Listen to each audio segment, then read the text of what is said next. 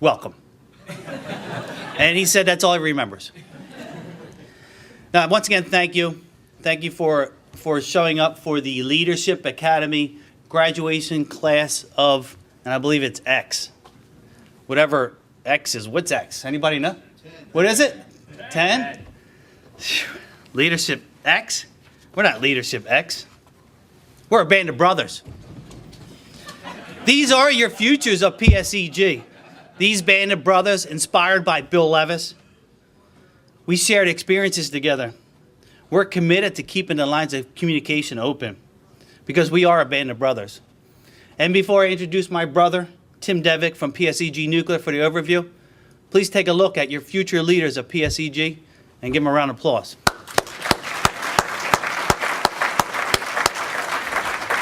Thank you, band of brothers.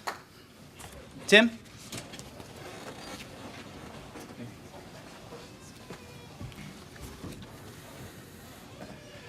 Good morning. Our Leadership Academy experience began in March. We received an email from Karen on the 360-degree feedback process and the Berkman questionnaire. Mike O'Brien, our facilitator, reviewed the results of those with us, and it told us how we see ourselves, how others see us, and then gave us traits on how we can work together and how we can relate to others.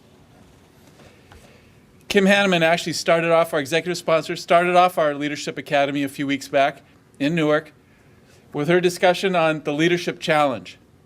And she told us, hire a team, let them do their job. Daniel Craig presented the PSEG financial seminar. Then we came back to Newark the next week for a 2-day executive skills presentations, where we designed an executive presentation and we practiced it over and over and over and over again. This week was a residential week at the Heldrich Hotel, where the PSEG leadership taught us about the leadership competencies. Next is Mikhail Falkovich. He's going to talk about Daniel Craig's presentation. Michael.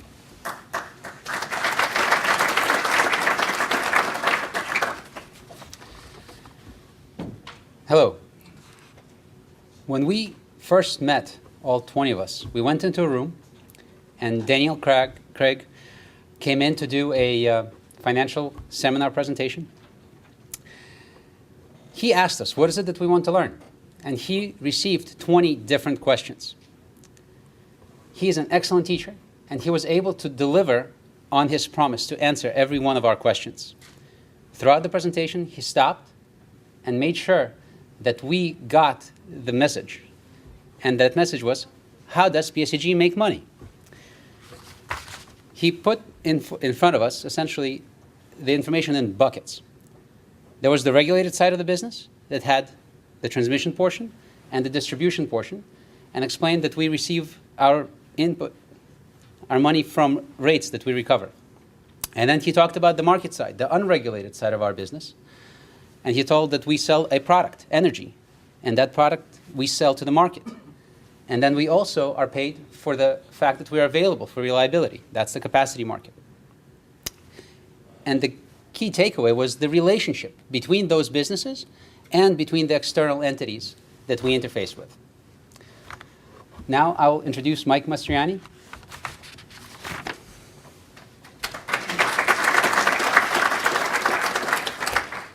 Good morning. I have the pleasure of talking about presentation skills and our learnings about presentation skills, which the one thing we learned it's the biggest fear among business leaders.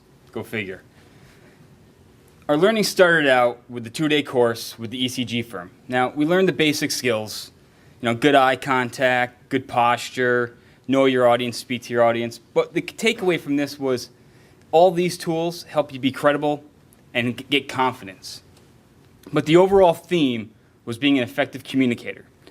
The most powerful tool leaders have is effective communications. With this, you can influence and inspire your people. We saw a lot of this firsthand from the executives who came to teach us. They showed great influential and inspirational teachings.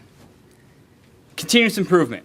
practice, practice, practice. Throughout the academy, we had many opportunities to practice and polish up on our skills. We actually had a couple more opportunities than we thought we were, thanks to Karen. But most helpful wasn't just the practice, but getting feedback from our peers, our coaches, and our facilitators.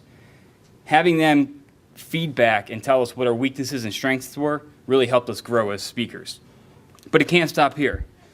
We need to practice, when we get back to our jobs, take opportunities, any chance we can, speak to really practice and hone up on our skills.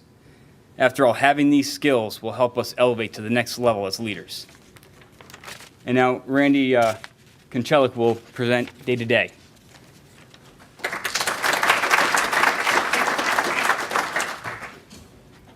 Thank you, Mike.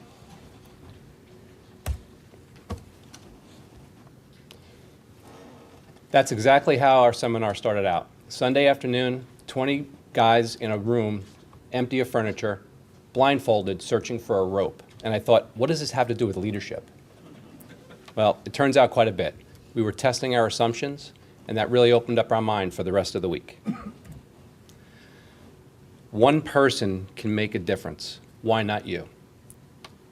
Bill Levis left us with that on thought leadership, and it really ties in with the 360-degree leader. It also ties in with our theme, the Band of Brothers. Thank you.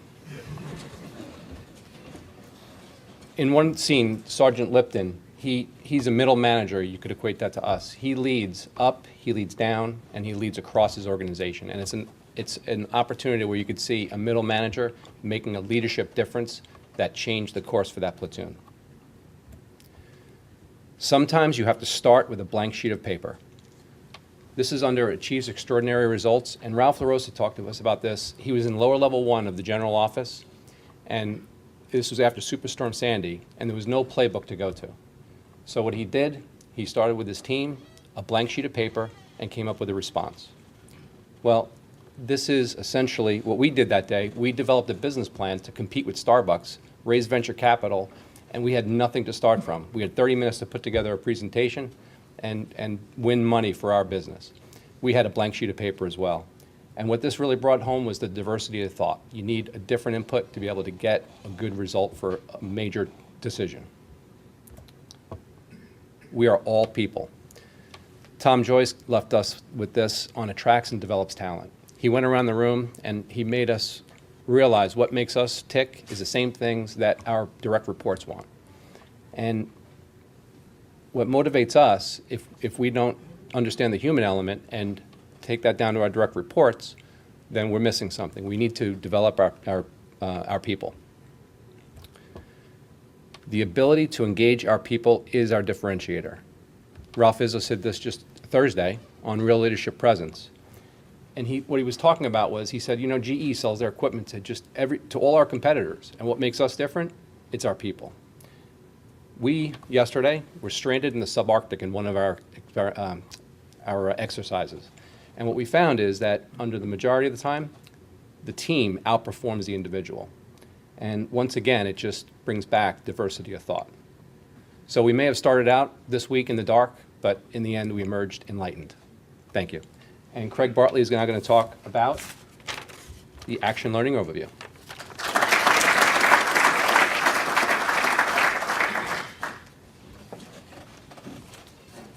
Good morning. One of the things that Randy didn't tell you was he was the only one who survived individually. So stay close to that guy. He knows the outdoors. So, how many times have you gone to training and took the material, put it on a shelf, and never use it? I've done many times. Well, part of the action learning process with the Academy is to make sure that we use the skills we're learning at the Academy to solve business issues, problems, and examine the results. And the results could be successes or failures, but at least you get to examine your results. One of the first things that we started with was the action learning worksheet, and most of your direct reports filled out a worksheet when they had that conversation with you. From that worksheet, we found out that the stuff that we're working on should align with your scorecard measures, and it would be a good project to work on. So fast forward to Sunday in the dark, right? Part of the process this week in the residential week that we went through was the action learning conversation. Now, I know most of you, all of you actually went through a couple different projects earlier today, but you saw part of what we did in the action learning conversation. We had our peers, we had our group set up, we had our coaches set up to help us, and I just want to recognize our coaches. Ray Alvarez, raise your hand. Ray was one of our coaches. Karen Emery, thank you. Tracy Kirk, Tim Cousy, and Jason Reichart. Our coaches helped direct us to where we needed to be with the project. Helped us to make sure that we initially share our challenge, went through our Q storming process, and actually came up with some assumption statement, not to try to help us to solve our project, but to come up with, making sure that we have a broad range of ideas coming from different people. After we went through this process, we actually reframed our challenge statement. And I gotta tell you, one of the biggest things that I got out of this is that initially when you get a problem, you run out and you try to solve it right away. Maybe that's not the best thing. You gotta kind of step back, think about it, and you may come up with a better solution. So that's one of the most powerful things I got out of this. And make sure you get a diverse team of people looking at your project because you get different point of views. Now, as you saw today, this morning, all graduates reviewed a project. Everybody has a project that they're working on. Personally, one of the positive experience that I found out of this, like I said before, and I'm sure my band of brothers found the same, was that it was all in all a great process to bring everything together. So with that, I'd like to introduce AJ D'Alessandro to talk about his project and the power of the action learning process.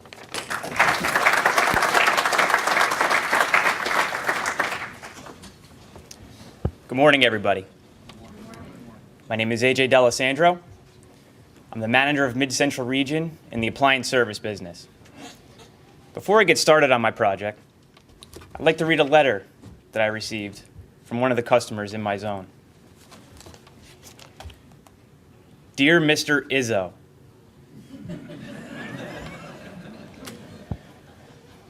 I have a furnace that was installed about 5 years ago.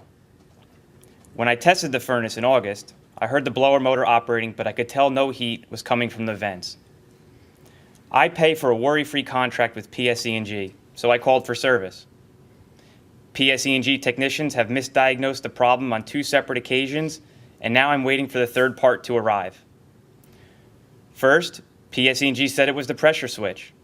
The switch was replaced, the furnace didn't work. Then, PSEG said it was the motherboard. That part was replaced. Still, it didn't solve the problem. Now, PSEG is telling me that it's the inducer motor. Every time PSEG orders a part, it takes weeks and weeks to arrive. When questioned, the response I've received, well, the part's coming from Korea or China. It takes a while to get here. I'm sorry, but that's not a reasonable or adequate excuse for failing to solve my problem, a furnace that does not work. It's now November 28th. I still don't have a working furnace. It's currently 35 degrees outside. Please help me. Steve. So as I go through my project, please keep Steve in mind, that we do have customers, and we do have clients, and they're people. So we're going to go through a lot of numbers. We're going to talk about some scorecard impacts. We're going to talk about some finances. But don't forget about the people side, because we have a lot of customers out there like Steve. So one of the things that I learned right off the bat is that not everybody knows every part of PSEG. We have a lot of businesses, and some people didn't know that we had an appliance service business. We do. And it's comprised of 2 components, a tariff side and a competitive service side. On the tariff side of the business, it's mostly BPU mandated work. We respond to gas leaks, we fix meters, we basically do everything that's involved with delivering safe and reliable gas to our customers. The other half of the business is our competitive service side. We have contracts where customers can call us, sign up for our contracts, pay us a monthly fee, and if that appliance they have a contract on breaks, they call us up and we come out, make a repair. As you'll see throughout my presentation, on that first visit, we don't always fix it right. So we do currently have a process in place for Fix It Right. Its focus is solely on communication. It's a very manual process that relies on supervisors running reports, determining which jobs are repeats for that day, notifying technicians that they have one of those jobs in their queue, and then following up with that technician or customer at the end of the day, depending on the situation. So we do have a framework in place around Fix It Right that is accepted by all stakeholders, from the director down through the managers, the frontline supervisors, bar unit leadership, and ultimately the technicians on the road. Everyone's aware of the initiative. Everyone knows that there's a focus on it. But what it lacks is addressing the underlying issue of what's causing us to not fix it right. So when I came to the Academy, my original challenge overview was how can I change the declining trend in the percentage of times appliance service technicians correctly diagnose and repair the 3 most impactful appliances. Wasn't very clear. Luckily, the Leadership Academy helps us address that. Like Craig mentioned, we have a queue storming process. I came in, I stated my challenge. How can I reduce labor hours and increase customer satisfaction by getting technicians to fix appliances correctly on their first visit? We went through a couple clarifying questions where my team of 4 asked me several questions like, are the technicians trained? Do we know why this is happening? Should we avoid certain appliances? They presented their underlying assumptions. I'm assuming that we're using quality parts and material. I'm also assuming that we inspect the equipment before we sign up our customers. We don't. Then, they also gave me some restated challenge statements. And from that, I came up with my reframe challenge. How can I increase appliance service contract margins by achieving the Fix It Right target for the 3 most impactful appliances? A lot more clear. So some of the success factors. We currently have a scorecard goal. It's 87.1%. So 87.1% of the time we go out and fix an appliance, we should be doing it right. The second is around BPU complaints. We get tracked on our scorecard by how many BPU complaints we receive every year. Fix It Right's a major driver of that. Improved customer satisfaction results. There's several surveys out there that we give our customers after we visit their homes. They rate us on scales from 1 to 10, and we have all that data. So these are all measurable targets that we have. Ralph Izzo quoted this week, scorecards are a measurement tool. They're red arrows, they're green arrows, they're yellow arrows. Really, it's what's behind those arrows that's what's important. And when you think back to Steve, that's what these BPU numbers represent. Customers that aren't getting what they need or what they expect from the product that we're telling them that we're going to deliver. So some of the Academy learnings that are going to help me with this project are key management assumptions. If we focus on the problem, the outcome will take care of itself. That's opposed to a key leadership assumption. If we focus on the outcome, the process will take care of itself. Subtle differences on the management assumption, we focus on mistakes and exceptions. We focus on the past and to try to determine what should have happened. I'm an engineer. I run right to that assumption. I've learned to take a little bit of a step back here at the Academy. Leadership, that has a place, but so does leadership assumptions, where we can see unique value of each person, provide feedback that focuses on future growth, developing diverse teams. These are some of the aspects that I'm going to use when I address this problem in the future. Now the return on investment slide. There are 3 major drivers to Fix It Right. These are 2013 results. Top 3 are heaters, air conditioners, and gas ranges. Last year, we had 280,000 total visits for those 3 appliances. Out of those 280,000, 42,000 we didn't fix correctly. 30,000 of those were house heaters, 9,000 air conditioners, and 3,000 were gas ranges. The overall fix-it-right rate for those 3 appliances is 85.1%, 2% lower than what our overall fix-it-right target is. So by increasing the amount of times we fix those appliances right to our target of 87.1, it's going to result in a 13% reduction in repeat visits, which correlates to about 5,500 visits a year. If you take your average labor cost per each visit of $29, there's a potential savings of $160,000 in a full calendar year. There's also some other added benefits, not to mention the customer service stuff, but there's also some reduction in travel costs and part costs associated with that as well. That will be analyzed in the full project. So initially, I do have some considerations for the fix-it-right process. One issue is communication. I talked to you, we have a communication process in place. It doesn't address every aspect of communication. Our technicians have other opportunities to talk to the customers, so do our supervisors. But outside of my business, so do call takers. Our customers interact with a lot of people in our company, and each one of those touch points is another opportunity for improvement to improve that customer's experience with us. So I'll be looking at everything. Training.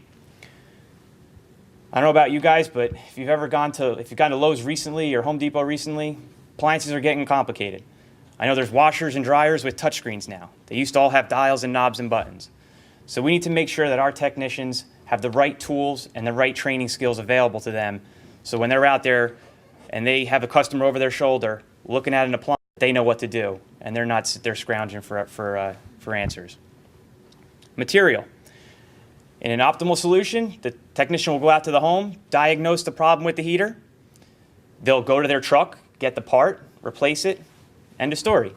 Unfortunately, we don't always have the right parts on our trucks. We don't always have the right parts in stock in the storeroom. We have to make special orders. We need to look at that. We need to make sure that we have the right balance of parts on our trucks. And finally, benchmarking. We are not the only provider of this service in our area. There's others, and everyone's facing the same challenges we are. So there may be some opportunities out there to work with other utilities or other companies that provide this service and find out if there's something that they're doing that we're not, or any other way that we may be able to help them. So the next steps for the Leadership Academy, we have 3 group check-ins. Ray Alvarez, my leadership coach, is going to set them up. They're conference calls.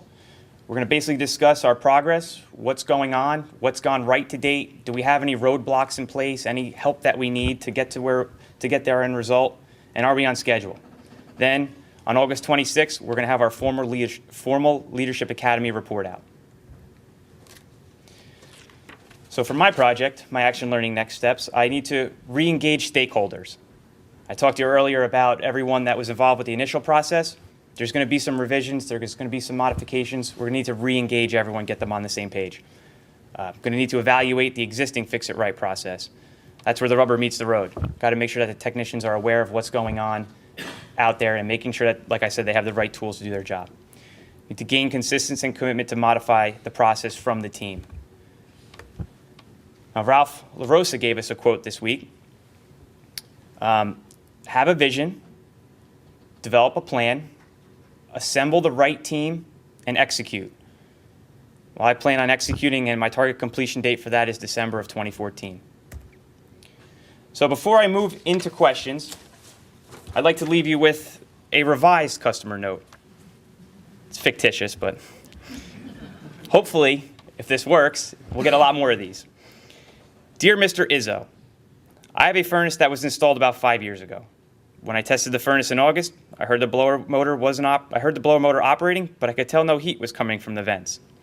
Luckily, I pay for a worry-free contract with PSEG, so I called for service. When the PSEG service technician arrived, he showed me his ID badge, gave me a friendly hello, put his booties on, and headed right to the basement. He quickly diagnosed the problem, installed the part, which he had on his truck, and kept me informed the whole way. I'm truly grateful for PSEG worry-free contracts because it's now 35 degrees outside, and I'm sitting in my toasty 76-degree living room. Please keep up the good work. Steve. At this time, I'll open up for any questions. Just a general comment, and maybe something about in the communication section how we develop.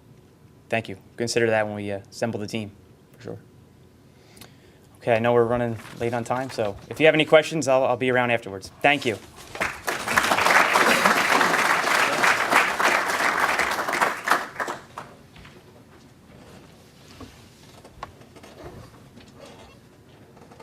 Good morning. I'm Art Deshawn. I'm honored to be here today to introduce Kim Hahnemann, Vice President of Delivery Projects and Construction, and also the class executive sponsor for this year's Leadership Academy. Now, Kim leads an organization that's responsible for the execution of large-scale utility construction projects, including the project management aspect, the project controls, project engineering, and also the licensing and permitting aspect of all those projects. Kim has been named one of New Jersey's top 50 women in business. She is active in her community, and she serves on the Children's Specialized Hospital Foundation Board.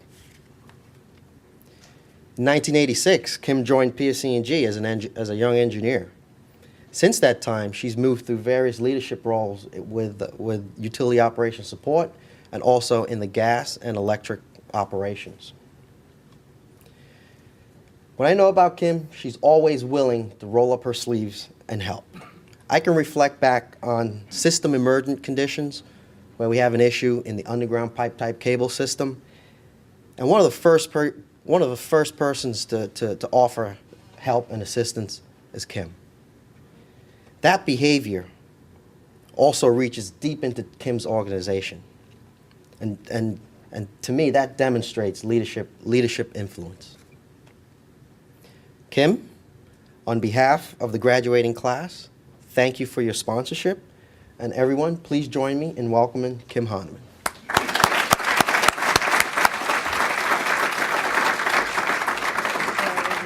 Thank you. Good morning. So welcome and congratulations. I need to try something out. Band of Brothers. Excellent. So I visited the team on Wednesday evening, and I have a couple of observations versus the compare and contrast from my first meeting with the team and Wednesday. I noticed this team was really gelling and much more open. First day, the team was very quiet, polite, and there was a lot of camaraderie and a lot of building on each other's thoughts and ideas.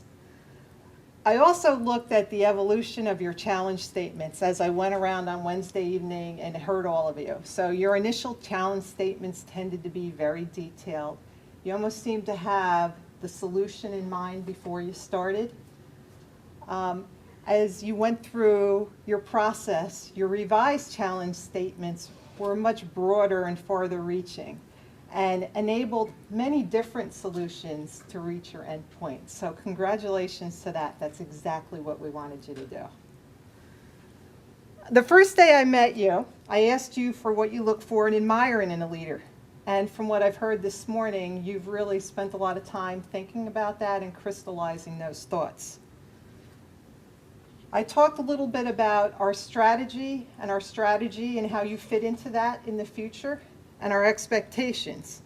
Senior leadership of this organization expects your participation to actively participate in this process, and I can see you all did that. I see you've done a great deal of self-reflection over the past week, and that you've actively listened to and challenged each other. The hard work is yet to come, because that starts on Monday when you go. Are they going back on Monday, or are they going down somewhere else? They're going back on Monday, right? So the hard work is going to start on Monday. We'll let you have the weekend off maybe. But it starts on Monday when you go back to your jobs, and that's day one of how you implement what you've learned here and how to make some changes. It's our expectation that you will do that. So through the week, you went through the 360 feedback process as well as part of the academy. Hopefully you learned a great deal about yourself in that process. You learned about how others perceive you. You learn how those perceptions impact the way you lead your team. Now it's time for you to take actions, that these perceptions that need to be changed so you can be more effective in your role, in your job. And please remember to also build on your strengths.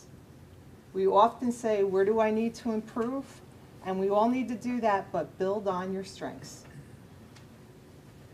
Through the Berkman model, you learned about yourself as an individual. You learned about your needs, your interests, and how you act when you're stressed.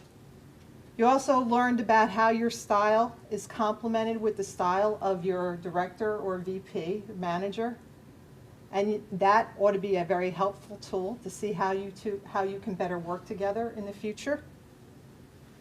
So now it's up to you to take this newfound awareness between your 360, between the Berkman, between the conversations you've had, and how you're going to layer it into changing your behaviors at work too. How it affects your work, decide what new behaviors you need to implement to make you more successful, and once again, build on your strengths. All of you have been very successful in your careers, and that's why you're here. So now the challenge is making changes, doing some things differently to allow you to be more successful in the business challenges ahead. You came here with a challenge that you needed to meet. You asked questions. You were forced to look at those challenges differently. And you should be leaving here with a plan of how you might tackle those challenges going forward. I told you that I'm very anxious to hear the results of your projects, and I will be back. So I think I have August 26th is the first report out date. So I'm very anxious to hear about the success you're having in your projects, and I am confident you will have a great deal of success. So the first day, I shared with you my personal comments about leadership. I talked about hiring a capable team and allowing them to do their job. I talked about tell your team where they need to go, but not how to get there. I talked about the value of diverse teams, and that is something I've seen so much in my organization, and the richness of diverse perspectives in solving business problems. And as I listened to you on Wednesday night, I heard a lot in your conversations about diversity of teams and diversity of ideas. So please remember those thoughts as you put together your teams to help you solve your business challenges. I talked about leaders need to demonstrate high integrity and be honest with their people. So a key skill for you is the ability to deliver honest feedback well. And think about that, because that is absolutely a role of yours as a leader. You also had a great deal of executive involvement over the past week. So our leadership team didn't come here and just, make presentations to you. Our leadership team came here to really show you and tell you how they came to work with you and share their learnings on leadership. So Bill Levis, they brought the leadership competencies to life. Bill Levis talked about providing thought leadership. Ralph LaRosa talked about achieving extraordinary results. Tom Joyce, attract and develop talent. And Ralph Izzo, real leadership presence. So hopefully they brought that home into life to you. So at the end, we're getting close to my closing up here. I showed you a clip at the beginning, if you remember, my favorite movie, The Blind Side. We're going to replay that clip and reflect upon it after now this week of introspection and learning, okay? So can you go with the clip?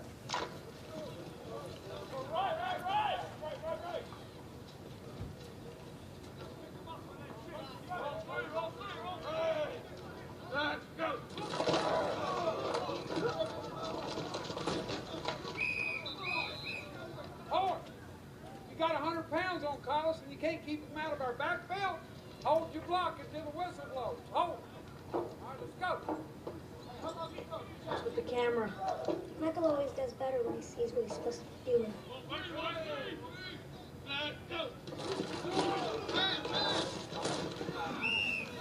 Holding. Left tackle. Michael, come on. Forward. Come here, son. Hold it inside here between the tents. You got it? Will you look at me, son? If you grab them outside here like this with that horse collar thing you just did, you're going to get flagged and I'm going to be pissed. You hear me? All right, let's go.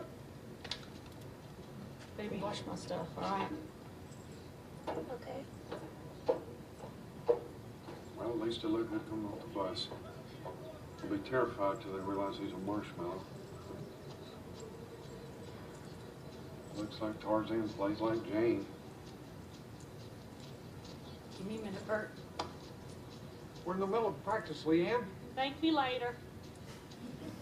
Come on. Do you remember when we first met and we went to that horrible part of town to buy those dreadful clothes? And I was a little bit scared and you told me not to worry about it because you had my back. Do you remember that? Yes, ma'am. And if anyone tried to get to me, you would have stopped them, right? And when you and SJ were in that car wreck, what did you do to the airbag? Stopped it. You stopped it. You stopped it. This team is your family, Michael. You have to protect them from those guys, okay? Listen. Okay. Tony here's your quarterback, all right? You protect his blind side. When you look at him, you think of me, how you have my back, how you have his, okay? All right, Tony, go back. All right. Uncle Lumpy here is your tailback. When you look at him, you think of SJ and how you've never let anyone or anything hurt him. You understand me? All right, go back. Got it? What about Collins and Mr. Tooley? Fine, they can be on the team too. Are you gonna protect the family, Michael? Yes, ma'am. Good boy. And go have some fun.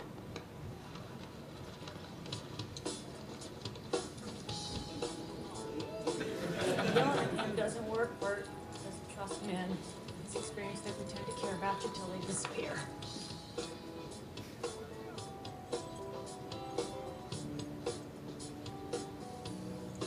Want to run a play?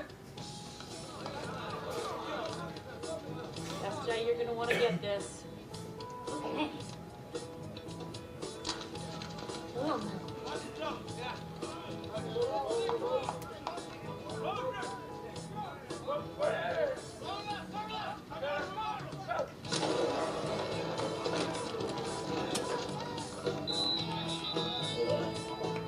right, Michael, come on.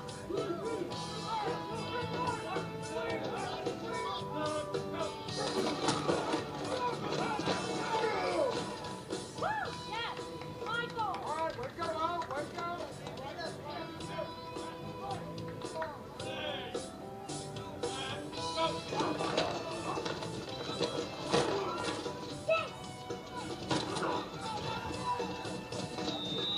That boy.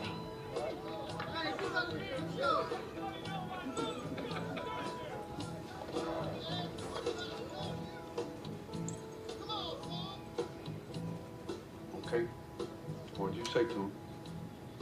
You should get to know your players, Bert. You tested 98% in protective instincts. I said you could thank me later. It's later, Bert. So one of the things, the clip now, if you look at it, it tells you the difference between a manager and a leader, right? So the football coach knows everything about the game, knows the plays, knows tell him the right way not to get called for holding, but he couldn't get the most out of his team and the most out of Michael. Sandra Bullock comes in, doesn't tell Michael how to do it, but gives Michael the vision, makes the connection to make him achieve extraordinary results, right? Protect the family. Made that connection, gave him the direction of where to go, and Michael did it. So that's what I'm asking you now, is that's what you've learned through this? So you take that back and move from being managers to being leaders.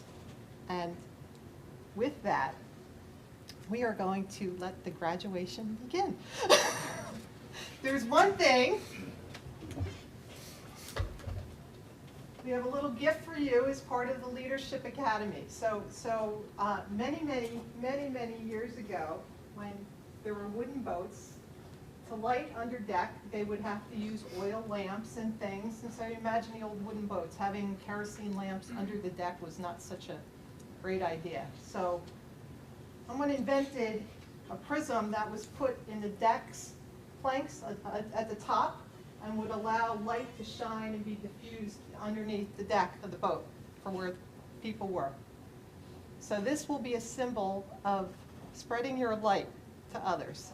So with that, congratulations, Band of Brothers. Time for graduation.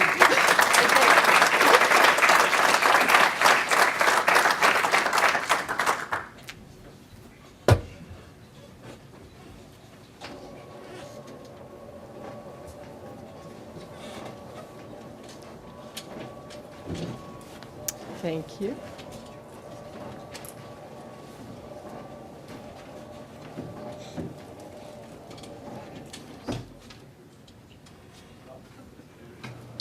I think we gotta wait for the, Michael, are we ready with all of the?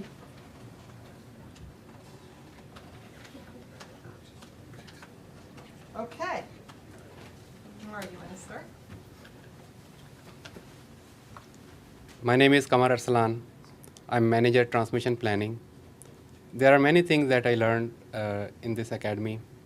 Most important thing that I learned was the difference between a manager and a leader.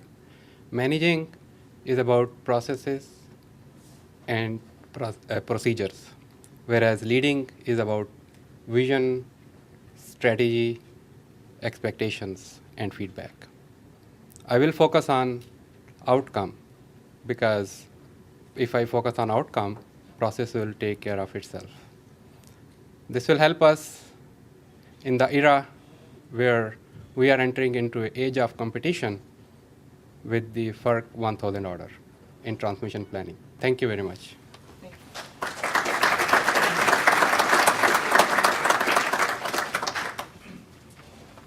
me get the water bottle off. That's not a good prop. Good morning. I'm Craig Bartley. I'm the manager of operations for meter reading and field collections. I came in the academy thinking I knew most of what I needed to know about leading people. Been a manager for a few years, and I realized that I needed to learn more about leading people than I did. It's a journey and not a destination, and I continue to grow and develop through this process. One of the key learnings that I got from the academy is to provide thought leadership. I will apply this back in my department by showing my team how their accomplishments will help the company, meaning enterprise, achieve their goals. Thank you.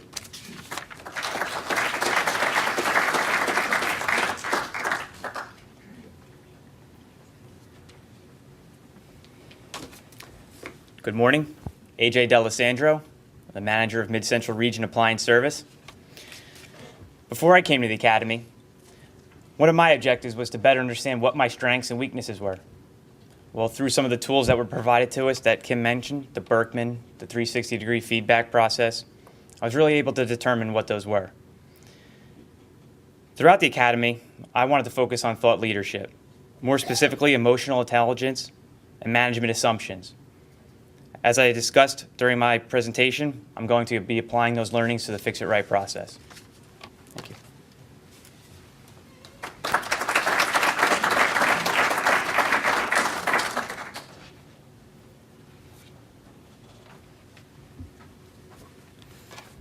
Good morning.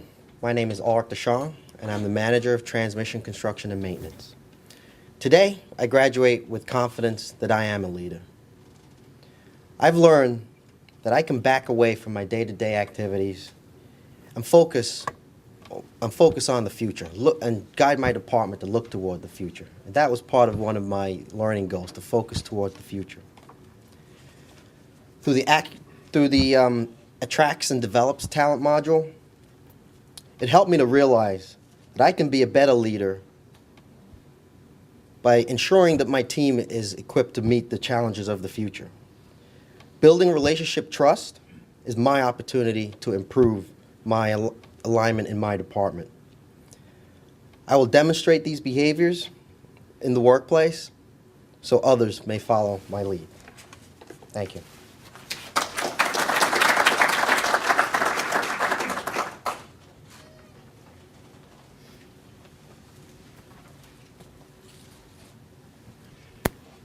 Morning, I'm Tim Devick.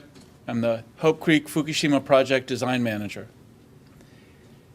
I learned this week a constant theme from all of the leadership at PSEG.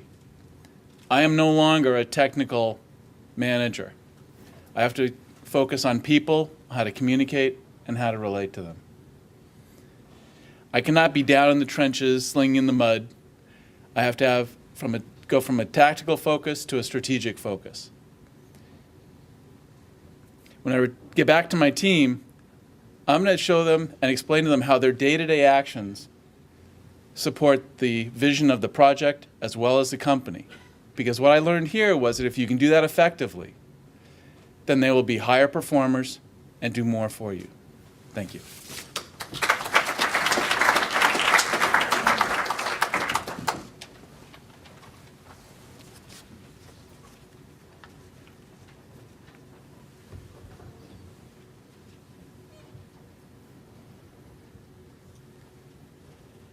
Hello, my name is Mikhail Falkovich, and I'm the manager of NERC-CIP compliance at the legal department. I came to the academy hoping to learn new skills, new management skills, and leadership skills. I feel that I received excellent guidance and will be applying the newly received skills, especially associated with team motivation, as soon as I get back to my team. What struck me the most was how this process instilled trust between us, between the different people, and ensured that there will not be any barriers in the future between our teams. I know that I have a brother in nuclear, IT, delivery, fossil, and DPNC. Thank you.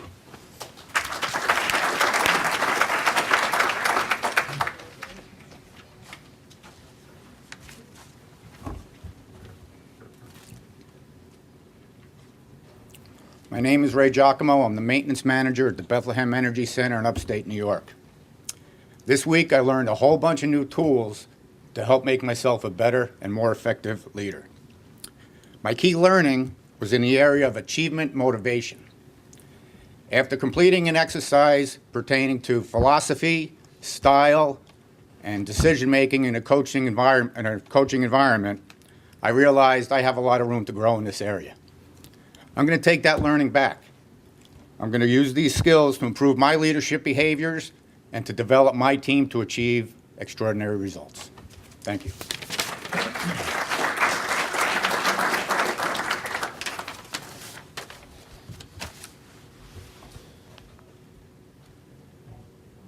Good morning. I'm Lindsay Coberline, Shift Manager, Hope Creek Generating Station, PSEG Nuclear. This week, my journey in leadership was one of self-development, specifically pertaining to understanding where my mental blind spot is, where I'm not hearing or seeing those things that are right in front of me, probably caused by some sort of filter that I've engaged in probably all of my life. So it was truly insightful when Mike was able to point that out to me. Also, it was eye-opening for me when I learned about the 4 different generations that are in our workplace today, the newer and the younger employees. I'm committing to using this new skill set to become a better listener, to be more influential and an active listener, and a better communicator. And by doing so, I'm certain that I'm going to become a better coach, a better teacher, a true leader. Thank you.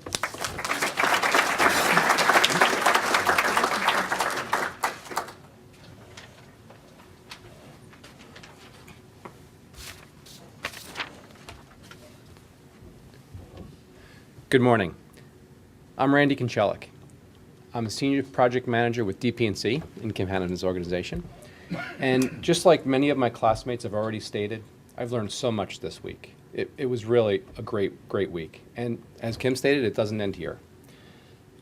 One key learning from me, though, was the need for development of our people, coaching them, mentoring them, getting to know them, and caring about them. As Ralph Izzo stated, our people are the key to our success. And I'm really very excited about taking this newfound talent and bringing it back to my workplace. Thank you.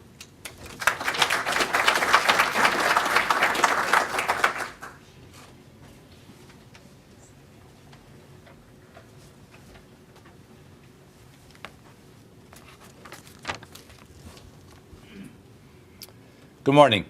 My name is Dave Cruzen. I'm the Turbine Service Superintendent at PSEG Nuclear.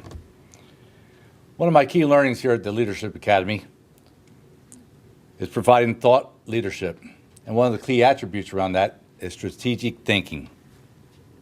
When I return on Monday, hopefully, my plan is to be working with my team to identify the assumptions, the barriers, and the challenges that we face to prevent us from changing the status quo and to achieve our goals and objectives. Thank you.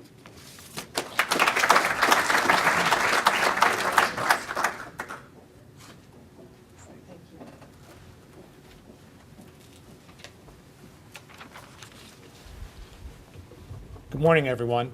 My name is Rich Marinelli, Manager of Transmission Rates and Tariffs at PSEG. While there are many tools and behaviors discussed and taught this week, the most important takeaway from me is achievement motivation. While there are a lot of opportunities for me to improve in this area, I will use specific skills here to improve my leadership competencies and behaviors, and more importantly, develop my team and get the most out of them to help achieve extraordinary results and operational excellence. Thank you.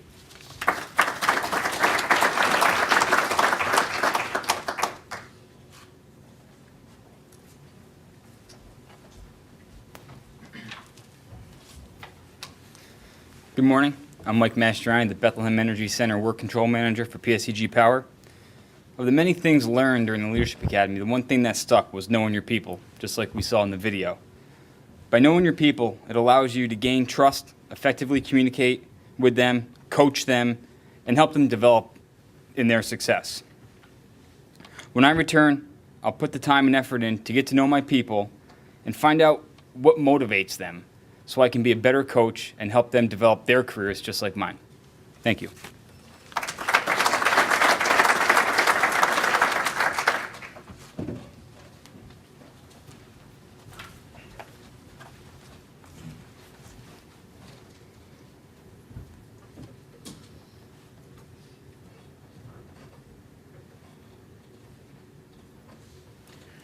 Good morning. My name is Van McPherson. I'm the Hope Creek Controls Instrument and Control Superintendent. When I started in Instrument and Control at Oyster Creek in 1985, I worked with Alan D'Alessandro Sr. So my expectations for the Academy were a little bit different. You don't think you're going to learn a lot. But I really got a lot from the real leadership presence, as was taught to us by Ralph Izzo. I found out it contained three things. Karen? That would be raw intelligence, self-confidence, and the ability to engage people.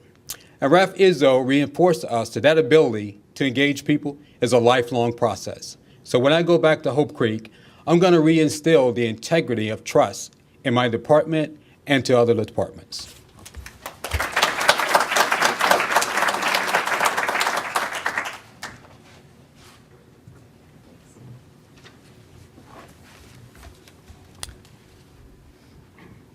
Good morning. I'm Jeff Miller. I'm the manager of desktop management in the Information Technology Department. Through a lot of hard work at the Academy this week, I've got a whole new perspective on leading and developing my team and achieving results. One of the things we talked about is the importance of delegation, and I never really understood before that if I'm doing some of the work of my people, I'm actually failing because I'm not doing my work, nor am I developing my people. So I'm going to apply this important leadership learning when I return to the office to both improve the development of my team, but also to allow me to do more strategic planning.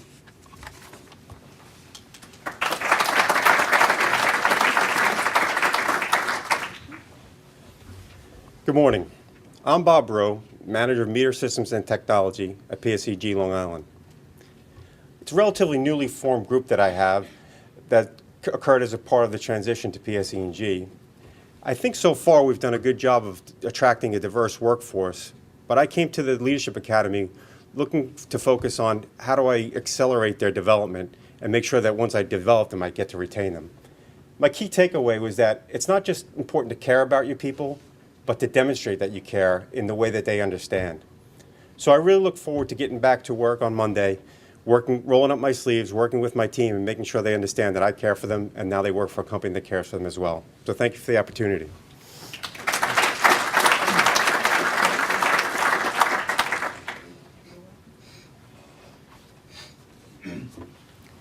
Good morning. My name is Atul Sepal, and I am the Manager, Internal Audit Services Department. When I came into this academy, one of my learning objectives was to provide thought leadership to our department. All of us have learned a lot and learned the abilities of the leader and the qualities. Upon my return, I plan to use the knowledge which I learned during this week and take on new challenges and generate new ideas to assist the initiatives which are important to my department. Thank you.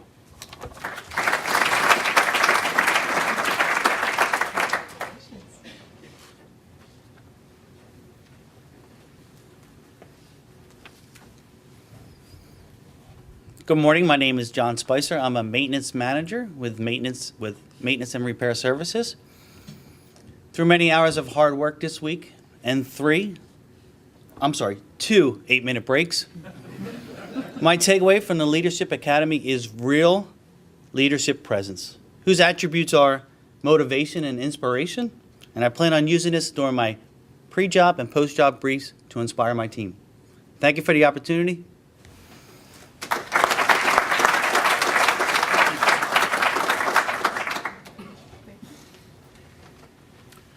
Good morning.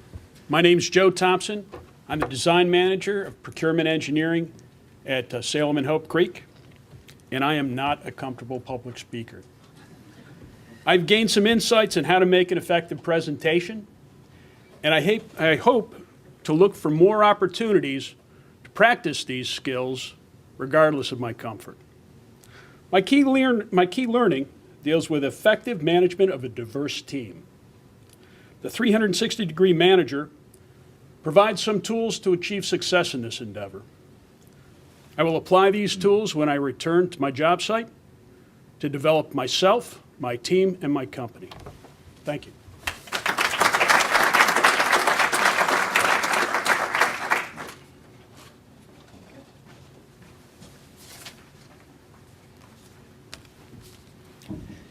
Good morning. My name is Anthony Tramontana. I'm the Hope Creek Engineering Programs Manager. This week, I learned and practiced many of the behaviors to develop myself as a leader. A key learning is thought leadership for me. In this area to develop as a leader, I will move away from providing direct solutions and move towards providing the vision and strategy to my team. This will develop my team, build trust, and ultimately guide us to operational excellence.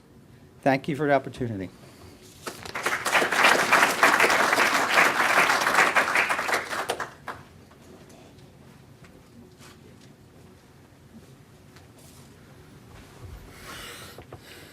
Last but not least.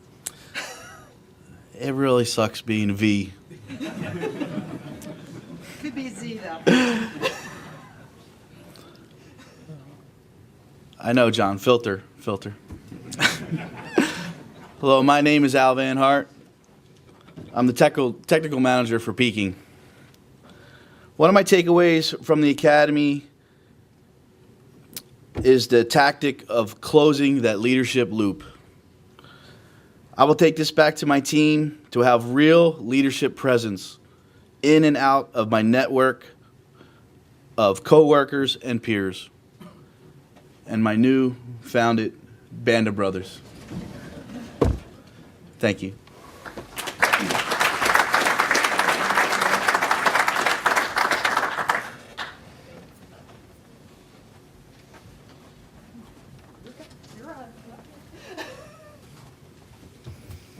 So finally, on behalf of Karen, Mike, Karen, my band of brothers,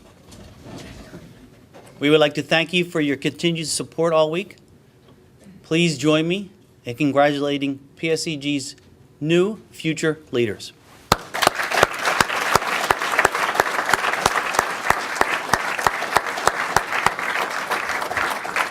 I would like to finally point out to Karen, the time is now 12:01. Please join me and Christopher's downstairs in the lobby for our luncheon today. Thank you, and be safe driving home.